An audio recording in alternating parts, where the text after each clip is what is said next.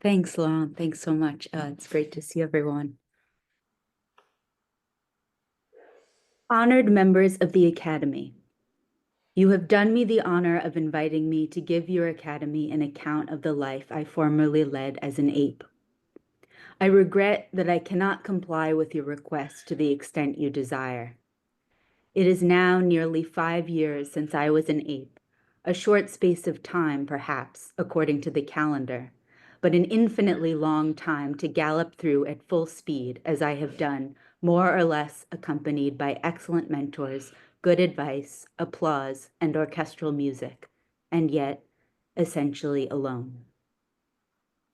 So begins Willa and Edwin Weir's translation of the short story Report to an Academy, composed by Franz Kafka in 1917. In the story, an ape kidnapped from the rainforest reflects on his passage into German and on the human creatures he meets along the way. Ultimately, he questions whether his transition into language was, quote, worth the trouble.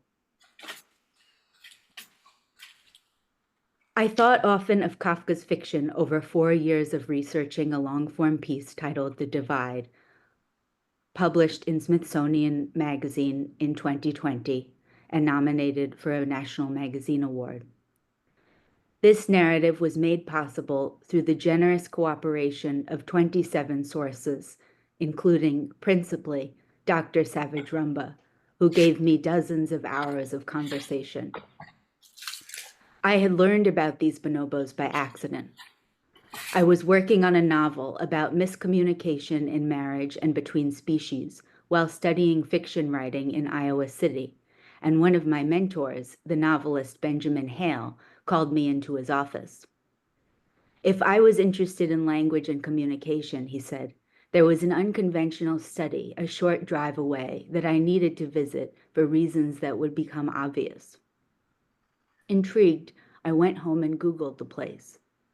I was fascinated by the reports I encountered of what was going on in Dr. Savage Rumba's research, by the boldness of her questions, including the role of maternity in language acquisition, by her courage, and by her curiosity about other minds.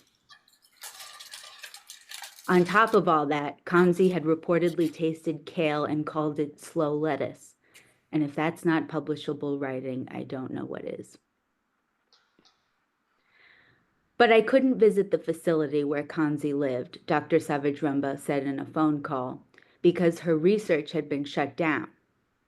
The new investigators felt that her methods had gone too far and that the time had come to, quote, put the bonobo back in the bonobo. What could such a phrase mean, I wondered. What exactly had been put into the bonobo, allegedly, and what had been taken out?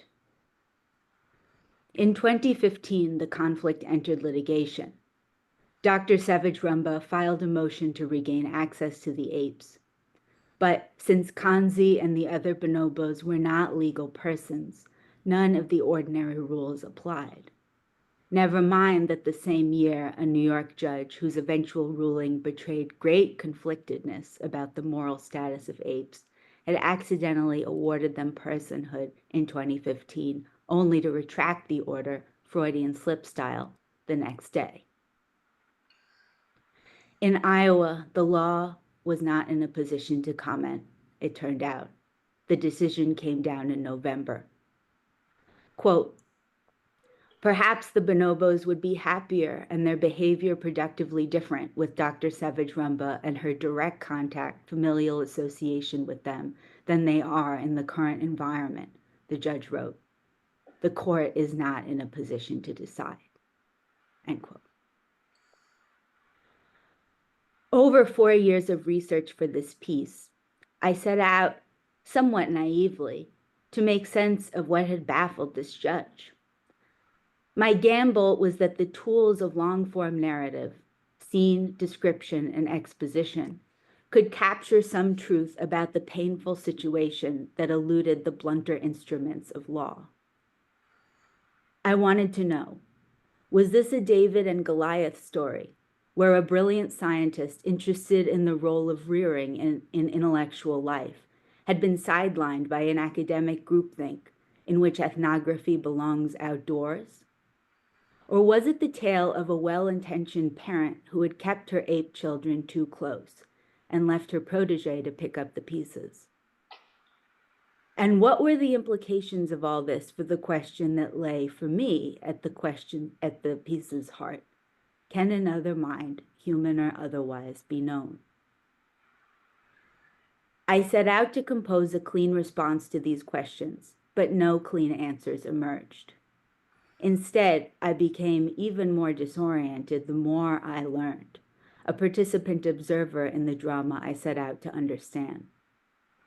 In the original ending of the article I submitted to Smithsonian, this participant observation, what I call there my queasiness, was emphasized to a greater degree.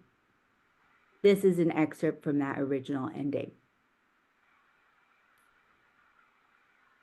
Too much like the ending of a short story, Smithsonian replied.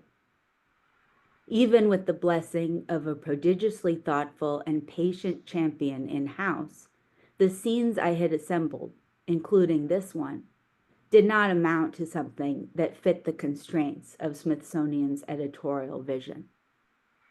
The draft was also much too long. Every writer is familiar with the process of, quote, killing the darlings, as the saying goes. The parts you favor are chopped out, and it's almost always to the benefit of the story. In this case, however, although I stand by the published text, I fear that the baby was thrown out with the bathwater. Left on the cutting floor was the vertigo of my own involvement, my sense that in trying to make sense of the conflict over Kanzi, I had traveled down a road that wasn't mine. Left on the cutting floor was my trust in the wisdom of Janet Malcolm's provocation, quote, "Every journalist who is not too stupid or too full of himself to notice what is going on knows that what he does is morally indefensible," end quote. How could it be otherwise when, as a journalist, you get the last word about something, another mind, that can't, of course, be known from without? And left on the cutting floor was my conclusion. Kanzi was not Sasquatch or Bigfoot or the missing link. He was Kafka's ape, a fellow animal caught in the crossfire of a species so deranged by the belief that it did not belong in nature, that it needed nature to belong to it. Thanks.